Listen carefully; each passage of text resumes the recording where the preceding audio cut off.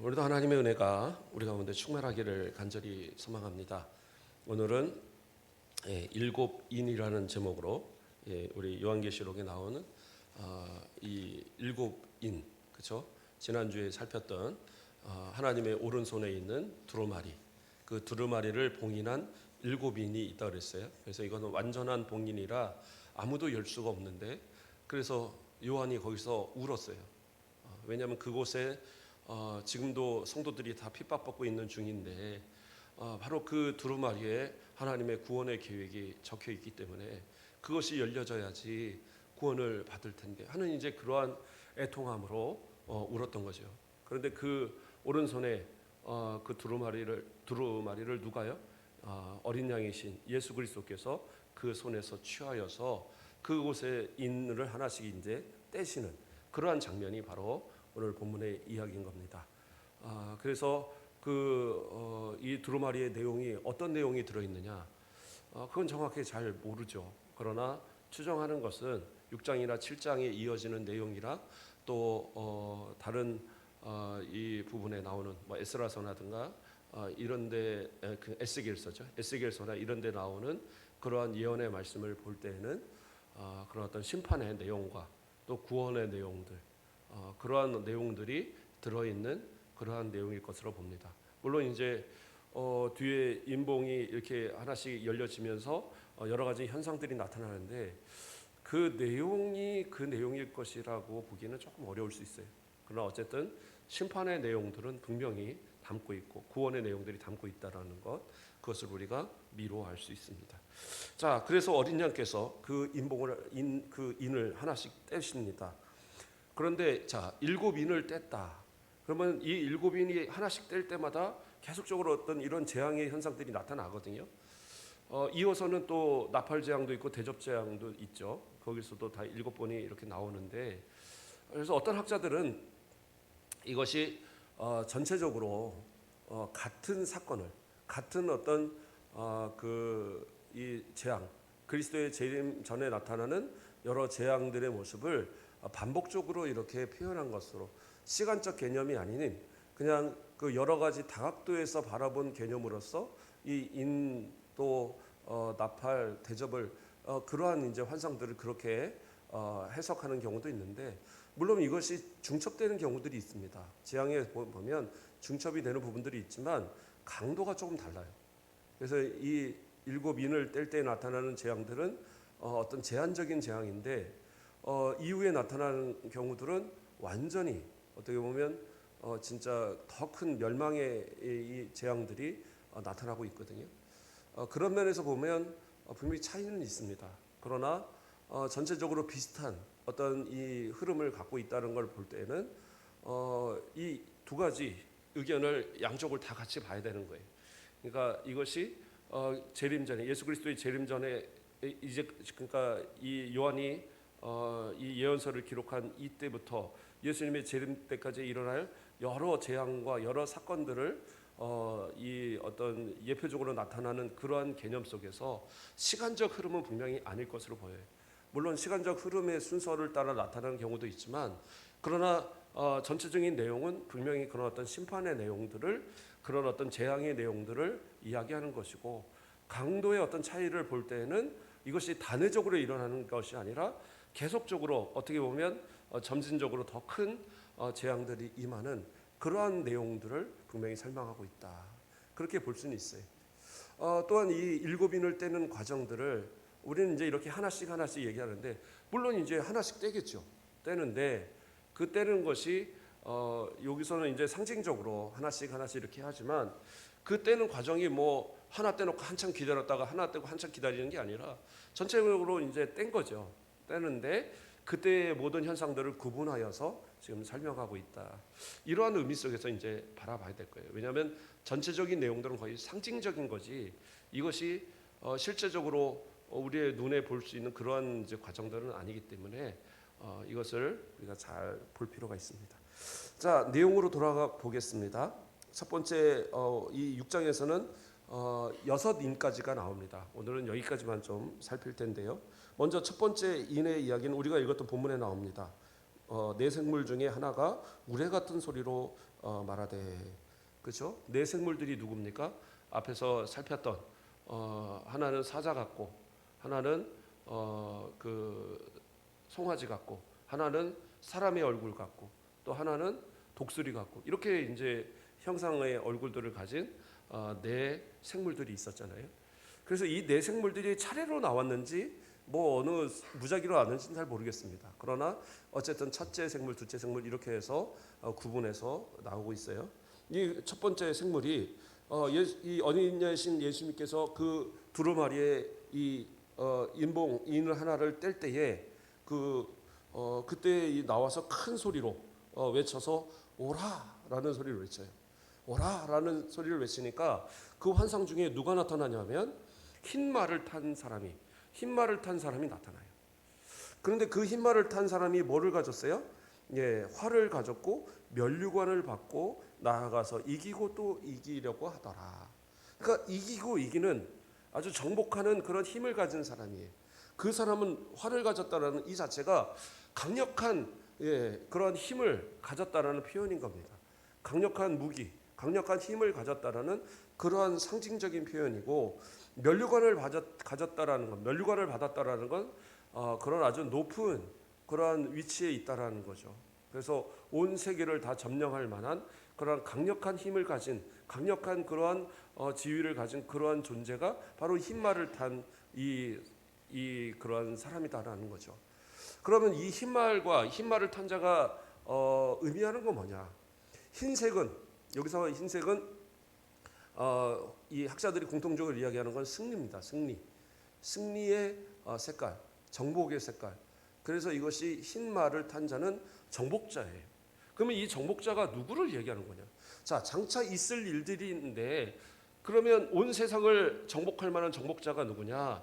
그래서 이것을 긍정적으로 보는 학자들은 이것을 예수 그리스도로 해석하고 또는 교회와 또는 복음으로 해석하기도 합니다.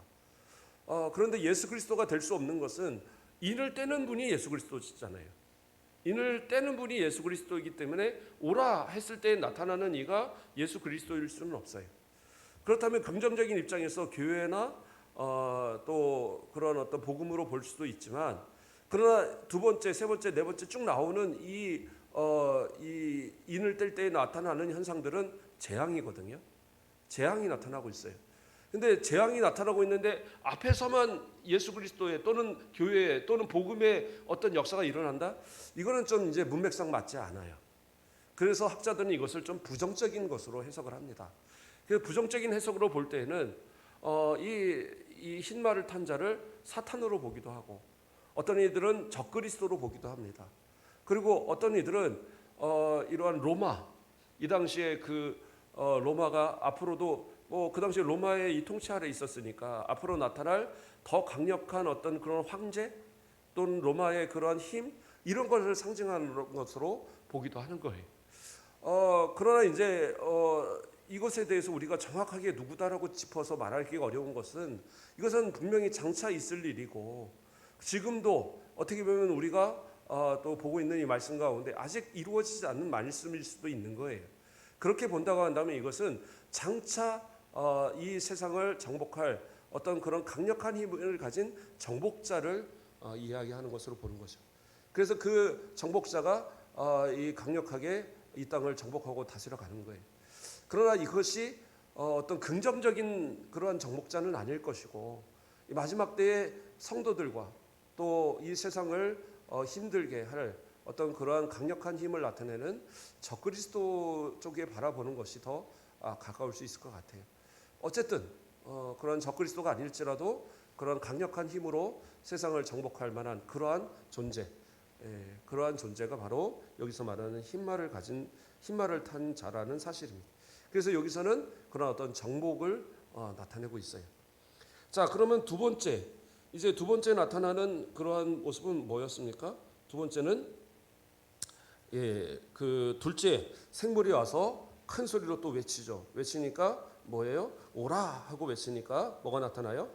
다른 붉은 말이 나오더라.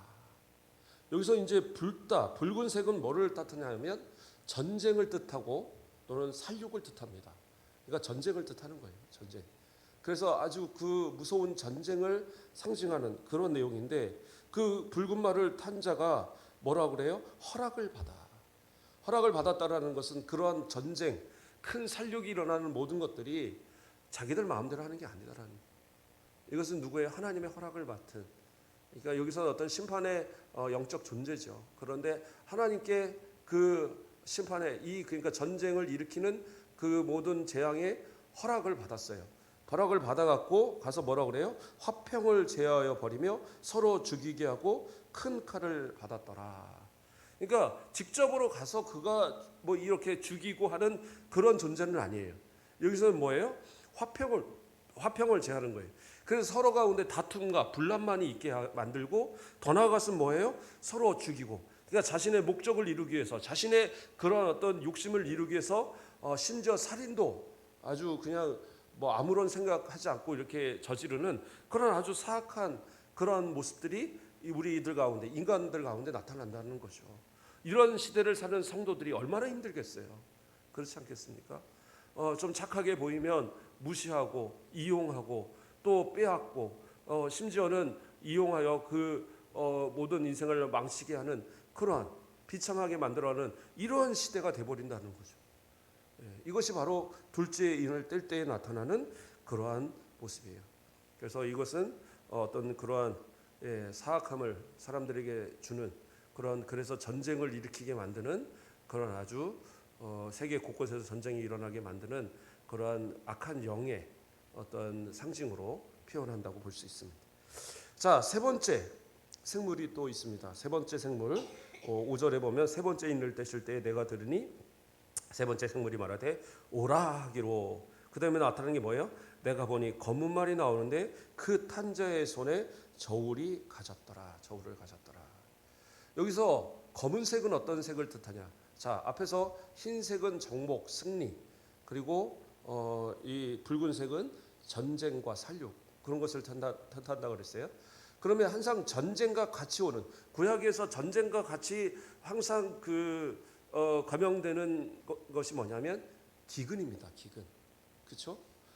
어떤 가뭄으로 인한 기근일 수도 있지만, 전쟁으로 인해서 땅이 황폐하여져서 그러한 어떤 이 회복되지 않는 땅, 오늘날 같으면 진짜 더 많이죠.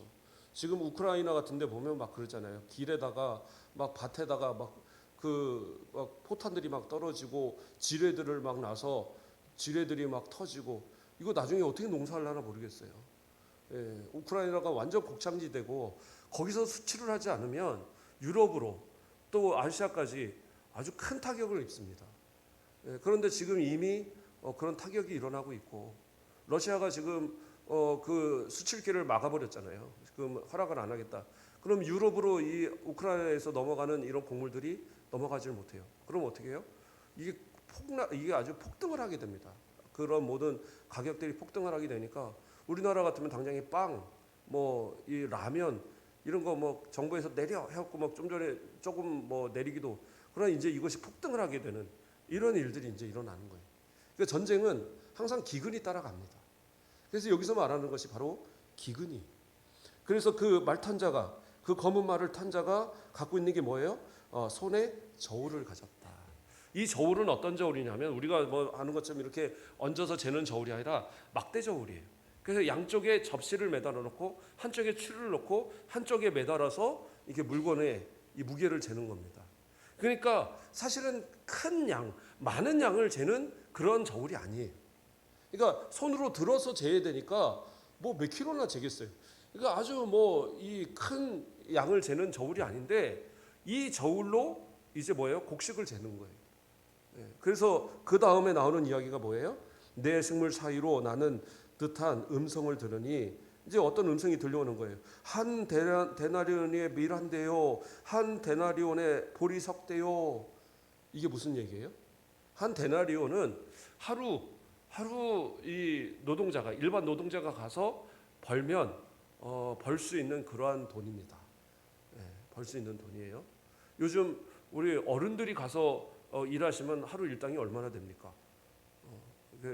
우리 문호록 권사님 가서 일하시면 일당 얼마씩 주세요? 한 10만 원 주시나요?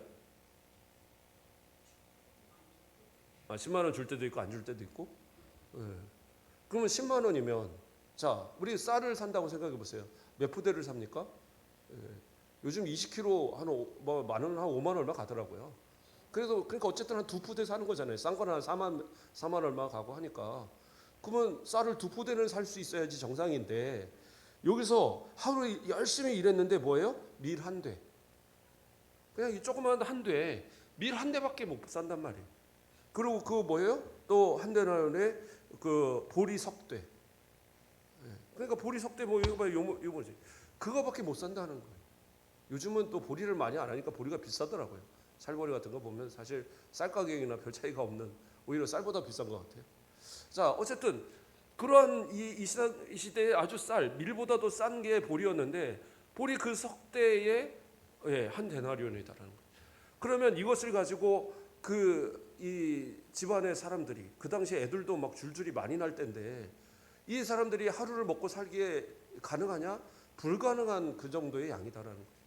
그렇게 아주 비참한 그런 상황이 지금의 이 기근으로 인한 상황, 전쟁과 그러한 전쟁으로 인한 그러한 기근의 상황들이 벌어지고 있는 거예요. 그런데 그 뒤에 뭐가 나와요? 감람류와 포도주는 해치지 말라. 그러니까 감람나무와 포도나무는 해치지 말라는 거예요. 그러니까 이렇게 말하니까 어떤 이제 해석하는 분들은 이것이 사치품, 그 당시에 로마의 사람들 또는 고위층의 사람들이 감람류를 몸에 바르고 뭐 포도주로 즐기고 이런 사치품이다 이렇게 해석하기도 합니다.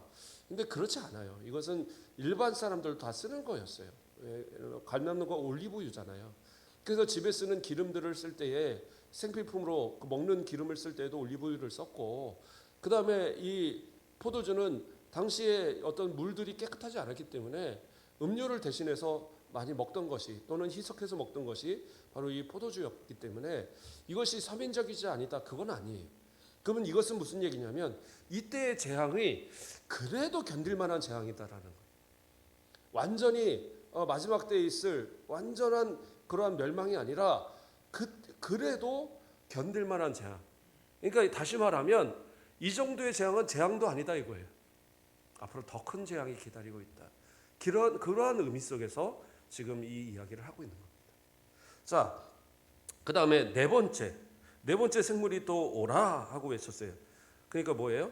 7절에 넷째 인을 떼실 때에 넷째 생물의 음성을 들으니 말하되 오라 하기로 8절에 내가 보매 청황색 말이 나오는데 그 탄자의 이름은 사망이니 음부가 그 뒤를 따르더라 이렇게 나오죠. 청황색은 여기서 아예 설명을 했어요. 사망, 죽음을 얘기하는 겁니다. 죽음을 상징해요. 그래서 그 죽음이 이제 나타난다는 거죠. 뭐예요? 앞서서 이미 전쟁에 대해서는 이야기했고 그리고 그런 기근에 대해서 얘기했습니다. 전쟁과 기근이 있으면요 굶어 죽는 사람들, 전염병으로 죽는 사람들, 그러한 사람들이 아주 약한 사람들이 수많은 사람이 죽어나갑니다. 지금도 우크라이나 아마 그런 사람들이 많을 거예요. TV에 나오지 않으니까 그렇지. 어떤 그런 곡식의 부족함들. 그래도 여러 서로 원조가 있으니까 그래도 버틴다고는 하지만 예전에 북한 같은 경우에는 100몇 명이 넘게 굶어 죽었다고 그러잖아요. 그러한 어떤 이 가뭄과 기근, 전쟁 이러한 거는 상당히 많은 사람들을 죽음으로 이끕니다. 그래서 뒤에 나오는 음부, 이 음부는 이것을 지옥으로 해석한 번역도 있더라고요. 지옥으로 해석한 번역도 있는데 여기서의 이러한 고난을 믿는 자는 안 당하냐? 아니에요. 믿는 자도 다 당하는 겁니다. 이러한 고난은. 그렇기 때문에 여기서의 음부는 죽음 이후에 가는 그러니까 사후세계라는 개념 속에서 설명하고 있는 거예요. 그러니까 무덤 이런 개념으로 보는 것이 더 맞을 것 같아요. 그래서 그런 사망과 음부가 이렇게 이 펼쳐져 있는 이러한 상황이 바로 벌어질 거라는 거예요. 그런데 그때 어떻게 해요? 그들의 땅 4분의 1의 권세를 얻어 검과 흉년과 사망과 땅의 짐승들로서 죽이더라. 4분의 1을 죽인다. 그러니까 전부는 아니지만 전체 인구의 4분의 1이 죽을 만한 그러한 일들이 벌어진다는 거예요. 그래서 그것이 뭐예요? 앞서서 말했던 그러한 것과 그래서 검은 뭐예요? 결국엔 전쟁이고 흉년은 기근을 얘기하는 거고요. 물론 가뭄도 다 포함이고요. 사망, 그렇죠. 앞에서 말했던 사망. 근데 여기서 말하는 것은 앞에 사망과는 좀 달라요. 예, 여기서 이 사망은 학자들은 이것을 전염병으로 봅니다. 전염병. 우리가 코로나를 봤잖아요. 예, 에이, 전염병 뭐 이미 시대가 어느 시대인데 유럽에서는 옛날에 흑사병이 돌았었고 그래서 수많은 사람이 죽었고요. 예, 그래서 유럽의 인구가 그 당시에 거의 엄청나게 줄었답니다. 한 절반 가까이가 다 죽어나갈 정도로 흑사병이 그랬었고요. 오늘날 코로나도 수많은 사람이 죽었죠.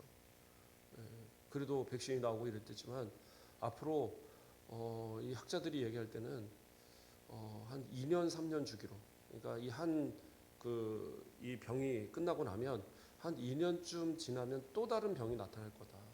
이런 얘기도 해요. 왜냐하면 예전에 신종플루라고 그래갖고 그때는 마침 타미플루가 있어갖고 다 살았죠.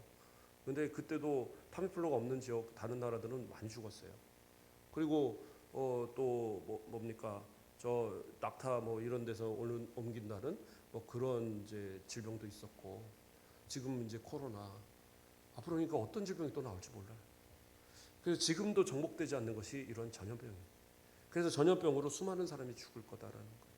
그리고 짐승들을 통해서 그러니까 이러한 짐승들 어떤 그런 사악한 존재로 볼 수도 있고 또 실제적인 어떤 뭐 짐승으로 볼 수도 있겠죠. 어쨌든 이러한 모든 죽음의 원인들로 인해서 수많은 사람들이 죽는데 전 세계 인구의 4분의 1이 죽게 될 것이다. 이거 엄청난 사건입니다. 이러한 이 죽음이 오게 될 것이다. 그 다음에 다섯째 인을 뗄 때는 좀 다른 이야기가 나옵니다. 다섯째 인을 뗄 때는 억울하게 죽임을 당한 영혼들이 하나님 앞에 신원하는 그러한 어떤 억울함을 호소하는 그러한 내용들이 이어지고 있어요. 그래서 구절을 보면 다섯째 인을 떼실 때 내가 보니 하나님의 말씀과 그들이 가진 증거로 말미암아 죽임을 당한 영혼들이 제단 아래 있어. 뭐예요? 어떻게 죽임을 당했어요? 하나님의 말씀과 그들의 가진 증거, 곧 예수 그리스도의 그 복음의 증거와 정말 하나님을 믿는 그 신앙을 그것을 지킨다는 이유로 억울하게 죽임을 당한 자들이라는 거예요. 앞서서 이러한 어떤 전쟁과 기근과 그런 죽음의 여러 상황들이 벌어질 때 믿는 자들이 핍박을 당하고 죽임을 당하고 또는 그러한 어떤 착취를 당하고 하는 일들이 벌어지게 될 거라는 거예요. 세상이 어지러울 때는 항상 사람들은 어떤 그러한 대상들을 삼아서 그것을 화풀이하거든요. 그런 존재가 바로 기독교인들이 되고 만 거예요. 그래서 이러한 억울함으로 인해서 믿음을 지켰다는 이유로 억울하게 죽어가는 그러한 자들이 저 제단에서 하나님께 신원하고 있는 거예요. 그런데 그들의 영혼이 제단 밑에 있다라는 것은 무슨 얘기냐? 이 제단은 이제 뭐 천상의 제단이겠죠. 근데 여기서 제단 아래 있다라는 의미는 어떤 의미냐? 원래 제단은 뭐예요? 그 희생 제물을 드리는 것이 거기서 불태워 드리는 게 제단이잖아요. 또는 그 전제라든가 이런 것을 부어 드리고 그러므로써 여기서 이 제단의 아래에 있다라는 것은 뭐냐? 그 영혼들이 마치 하나님께 드려지는 희생 제물과 같이 그러한 희생을 통하여 하나님께 바쳐진 그런 자들이다라는 거예요. 그래서 비록 그들의 죽음은 상당히 비참한 죽음이 될 수도 있고 불쌍한 죽음이 될 수도 있지만 주님 앞에 있는 그들은 승리한 죽음이 되겠죠. 하나님 앞에 승리한 승리자들로서 그들은 세워진 그런 모습이 될 겁니다. 그래서 큰 소리로 불러 이르되 거룩하고 참되신 대주제여. 그러니까 하나님을 향하여서 모든 것에 모든 만물의 모든 우주의 주인 되신 그런 하나님이시다라고 표현하면서 땅에 거하는 자들을 심판하여 우리의 피를 갚아주지 아니하시기를 어느 때까지 하시려 하시나이까. 그러니까 지금 간절하게 소망하는 거예요. 속히 하나님의 심판으로 우리의 억울함을 갚아달라. 그러니까 하나님께서 이 땅을 심판하셔야 될 이유 중에 하나가 뭐냐? 그러한 그렇게 억울하게 죽은 성도들의 그 피를 억울함을 갚아주셔야 될 그러한 이유가 있는 거죠. 그래서 저 세상 사람들 믿지 않는 자들이 결국엔 심판받을 수밖에 없는 이유가 되는 거예요. 예수 믿기를 거부하고 또 믿는 자들을 핍박하고 또 믿는 자들이 넘어지게 만들려 하는 모든 자들은 결국엔 다 하나님 앞에 심판받을 거예요. 그런데 하나님께서 그 응답하시는 말씀이 뭐라고 나와요? 각각 그들에게 흰 두루마기를 주시며 이르시되 아직 잠시 동안 쉬되 그들의 동무 종들과 형제들도 자기처럼 죽임을 당하여 그 수가 차기까지 하라 하시더라. 먼저는 흰 두루마기를 주셨다.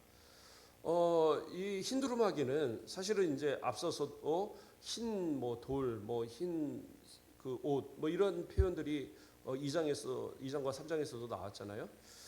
그러나 이제 거기서는 이제 의롭다라고 하여 주시는 그러한 상징의 옷이었는데 여기서는 우리가 그 앞에서 2절에서 살폈던 어떤 승리, 그 흰색의 의미를 갖고 있다고 봅니다. 그래서 억울하게 죽임을 당한 그들의 모습이지만 결국에는 아까 말했던 것처럼 그 죽음을 이기고 승리한 자들이기 때문에 승리의 상징인 그 흰 두루마기를 그들에게 흰 옷을 입혀주시는 그러한 은혜를 그들에게 베푸시는 거예요. 그런데 그들에게 핏값을 바로 갚지 않으시고 뭐라고 얘기해요? 그들의 동무, 종들과 형제들도 자기처럼 죽임을 당하여 그 수가 차기까지 하라. 좀 쉬고 있으라는 거죠. 그런데 아직 그 수가 찰 때까지. 그래서 이것을 다음 장에 나오는 이제 14만 4천 성도를 말하는 것으로 보는 분들도 있고, 그러나 꼭 그 숫자 개념이 아니더라도 하나님 앞에 그런 어떤 이 핍박으로 인해서 또 이 죽임을 당한 그러한 순교자들이겠지만 더 나아가서는 아직도 예수 믿어야 될 믿음으로 하나님 앞에 와야 될 그러한 모든 자들이 다 구원에 이르기까지 아직은 기다리게 하시는 거죠. 지금 만약에 주님께서 그래 이제 우리 끝내버리고 다 천국 가자, 니네들 다 천국 오고 이제 안 믿는 사람들 다 심판해버리자, 그러면 좀 아쉬울 분들이 많이 있을 것 같아요. 예.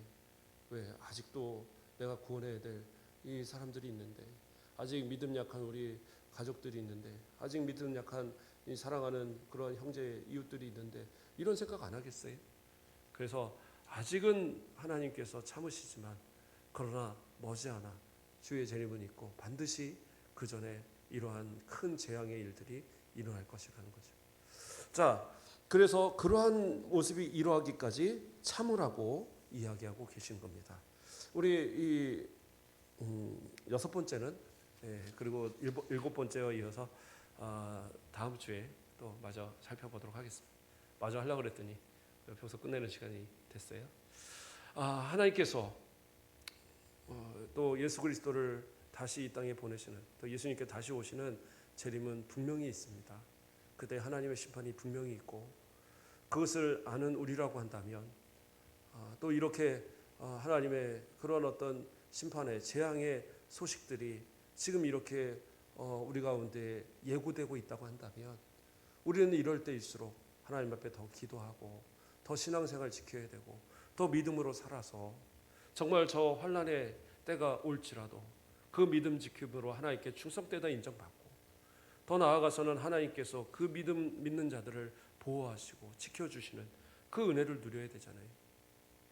우리 육신 살겠다고 영혼 망치는 그러한 우매한 자들 되지 마시고 영육간에 주님 앞에 온전하게 매어서 주의 은혜 가운데 사시는, 그리고 승리하시는 우리 모든 성도들 되길 주님의 이름으로 축복드립니다. 기도하겠습니다. 사랑의 하나님, 감사를 드립니다. 오늘 주님 말씀을 통하여서 봉인되었던 그 두루마리가 하나하나 인봉이 띄어질 때마다 나타나는 여러 재앙들에 대해서 우리가 살펴보았습니다.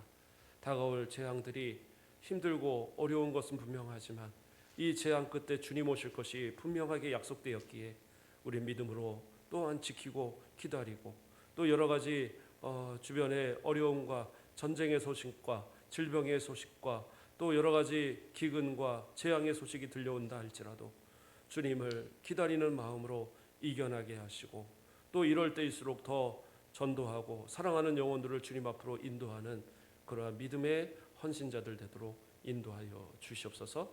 감사합니다. 예수 그리스도 이름으로 기도드립니다. 아멘. 우리